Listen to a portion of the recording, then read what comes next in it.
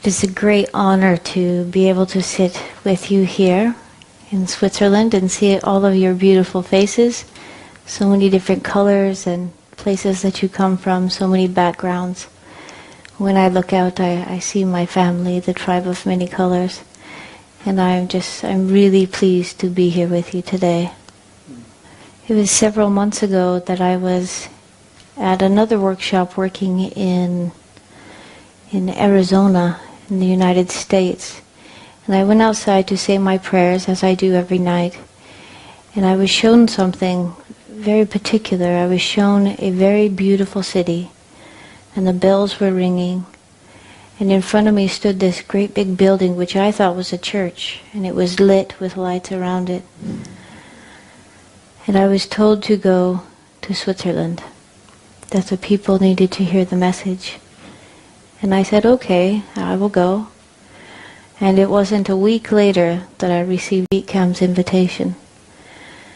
And I said, yes, I will go, knowing that I had to go to Switzerland. And today, as I was saying my prayers just right outside, the bells started chiming, and I looked up at this building with the lights around it, and I realized I was here. I was seeing it for the second time. So I know I'm exactly where I'm supposed to be. My name is Keisha Crowder, and I come from a very, very small town in Colorado. And ever since I was a child, I was able to see energy inside of anything that was alive. Many colors vibrate through anything that is alive. And I've been able to speak to animals and hear what they have to say from a very young age. And most people think that would be really cool, but as a little kid I knew that I was very, very different. And so this made my life very hard, not being like everyone else.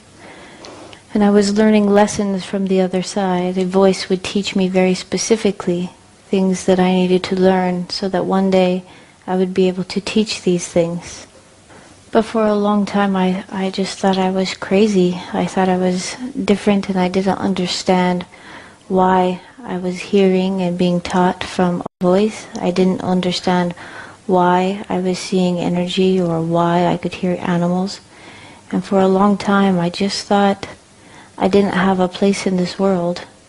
But when I turned 30, I received a phone call from the indigenous tribes of North America.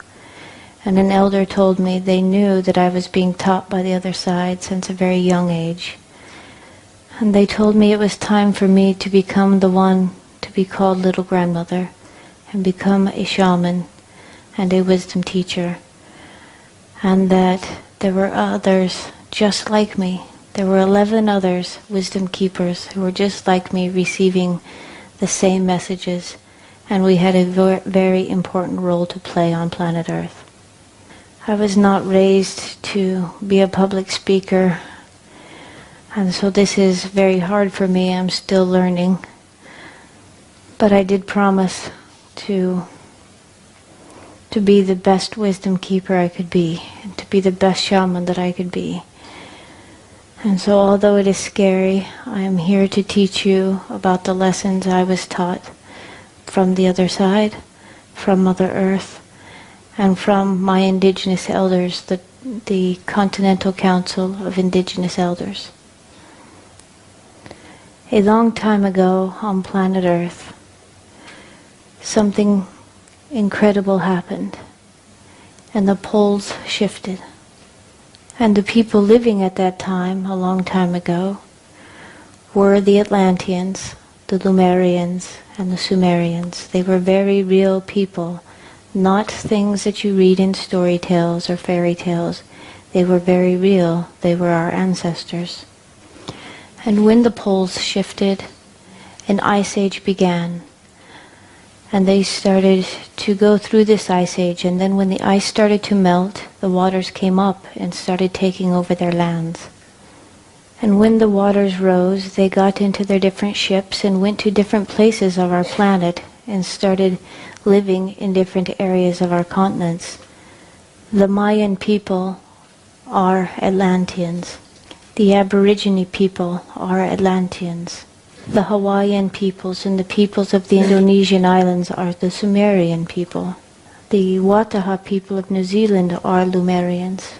And so their ancient teachings and their ancient wisdoms are still alive on our planet today. Their ancestors held these truths, and now these truths are being asked to give it back to the people.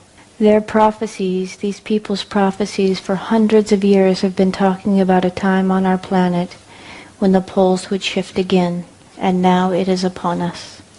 For hundreds and hundreds of years, the prophecies from indigenous tribal people have been saying a time would come when Mother Earth would shift and be reborn into her heaven. And at this time, the people living on planet Earth would have to switch from living from a mind consciousness into a heart consciousness if they wish to enlighten during this shift. They spoke of a people who would come to the planet, the strongest of the strong of all souls and all spirits to arrive.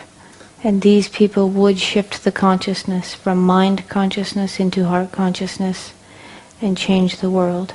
And these people would be called the tribe of many colors. And we are the tribe of many colors. It is us that they were talking about.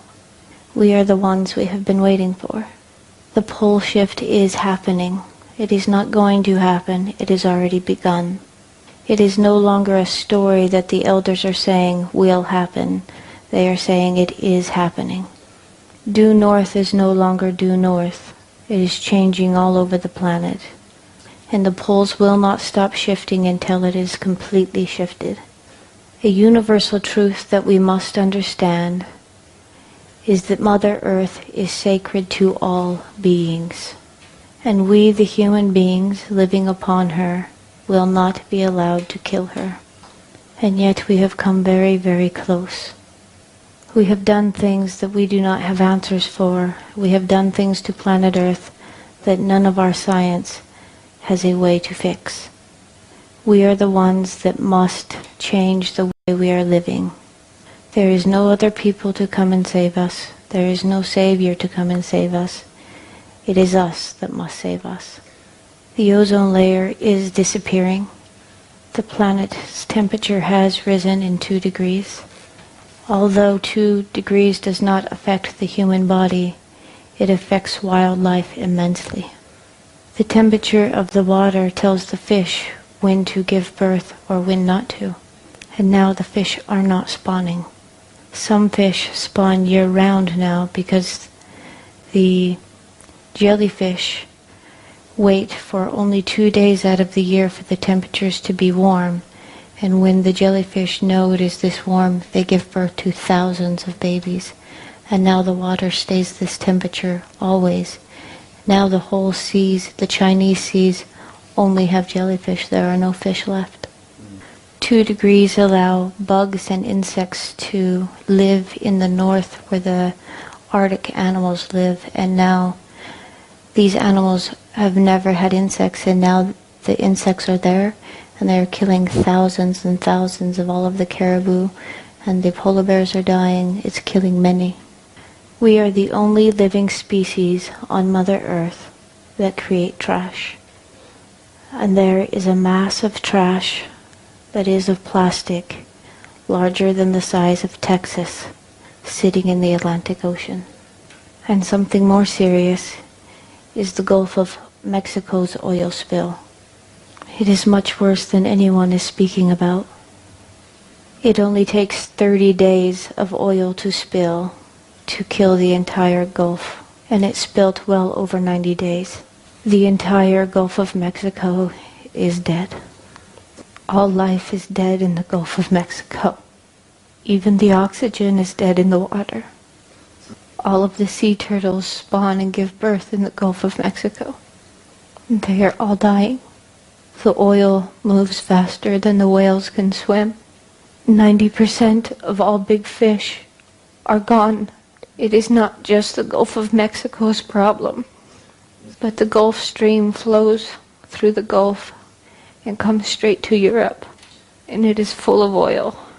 Underneath where it spilled is a chamber larger than Mount Everest, full of oil and toxic gas that is large enough to split North America in two. Even if the smallest amount of gas leaks out, it will kill life in 20 miles inward of land automatically. And that's just if the smallest amount leaks out. We have done damage that we have no answers for. All of the science in the entire world does not have an answer to fix this. We have all but killed our Mother Earth, and yet she still keeps giving us our every breath, every drink of water we have ever swallowed, every meal we have ever eaten, because she loves us. We must have a relationship with our Mother Earth. She is your mother.